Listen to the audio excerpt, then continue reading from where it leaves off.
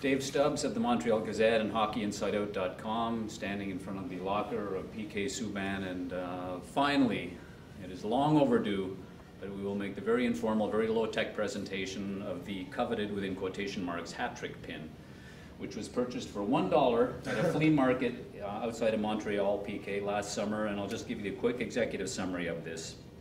The pin was bought, it was bought as a gag pretty much so that I'd give this to the first member of the Canadiens who scores a hat trick, and I figured by Christmas time it was going to be gone. Well, Christmas comes and goes, January comes and goes. I had people, fans, I guess followers, fans of you who were hoping you were going to win this thing. They were saying, look, Skillsy has gotten two goals in 2 consecutive games. If he scores another one, give it to him. Is it going to be, does it go to someone, does it go to Travis Moen or Ryan White for a Gordie Howe hat trick? But on the 20th of March, you scored your first career hat trick. So before we make the formal presentation, how crazy was that? After you had 2 goals that game, what were you hearing from the guys on the bench? Were they starting to give you the gears? Yeah, well, it was kind of a weird game. I mean, you know, the first shift we had scored and I had an assist, and you know, and then before you know it, it was the second period came, and you know, I got the goal where the puck went off the guy's skate, and you know, and then you get one on the power play, and it's like, okay, you know, there was, you know, even when I got 2 goals, I wasn't even thinking hat trick. Right. It was until like the intermission came, I was like, you know, wow, you know, I got to keep shooting here. You never know what can happen. So we had a 5-on-3, and I didn't get on the ice for the 5-on-3. It was about 1.5 minutes. And right after, the shift right after, I just, Ryan White found me, and he played an unbelievable game, but he found me coming down the wall, and I just shot the puck as hard as I could, and I think there was a screen, and it made it through, and it was unbelievable. I couldn't believe it. It's been, the last time I had a hat trick, I think I was 12 years old, like playing minor hockey. I spoke to my minor hockey coach after the game, and he's like, I can remember the last time you had that hat trick.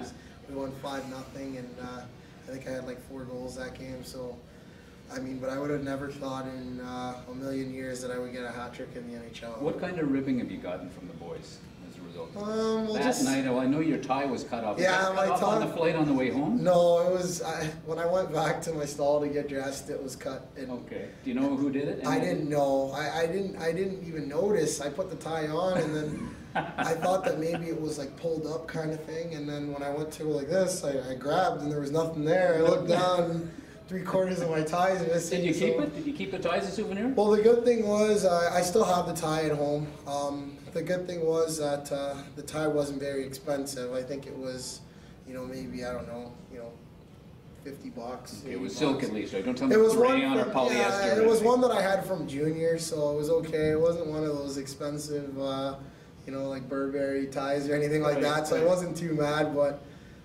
It was a cool experience, the whole thing, you know, from, you know, the little bit of ribbing after the game, you know, to friends and family calling you and congratulating you. It was quite, you know, an unbelievable feeling. And, you know, someone was telling me that Nick Lidstrom, you know, out of his long career, just got his hat trick this year. Yeah. His first ever, and for me to get it this early in my career, it's pretty cool honor. How is the team commemorated? Have they done something? Have they mounted a puck on a plaque for you yet? Or? No, I haven't. I haven't been giving anything yet, but I mean, I hope to at least get the puck at some point. But I think I'll just worry about that after the season. Yeah, exactly. Well, the story behind this is I thought this pin was made in China. I had no idea. Sure enough, I wrote a story about it saying at some point this pin is going to be given to a member of the Canadiens.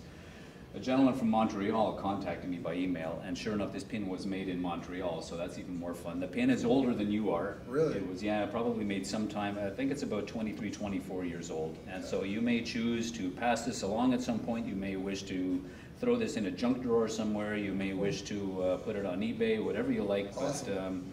But it's a little something that started out as a bit of a gag, gathered a whole head of steam. Lots of people got into this. Really had a good time with it, and I can't tell you how many people are delighted that you're the guy who won the thing for your first career hat. So thank you. PK, as I say, thanks a lot, Dave. a lot of expense was spared. It cost me $1, and I'm going to go back to the same flea market and see if I can find another one. So, all right. Finally, folks, there is the very low-tech presentation that PK Subban is a very deserving winner of the quote-unquote coveted Hockey Inside Out hat trick pin.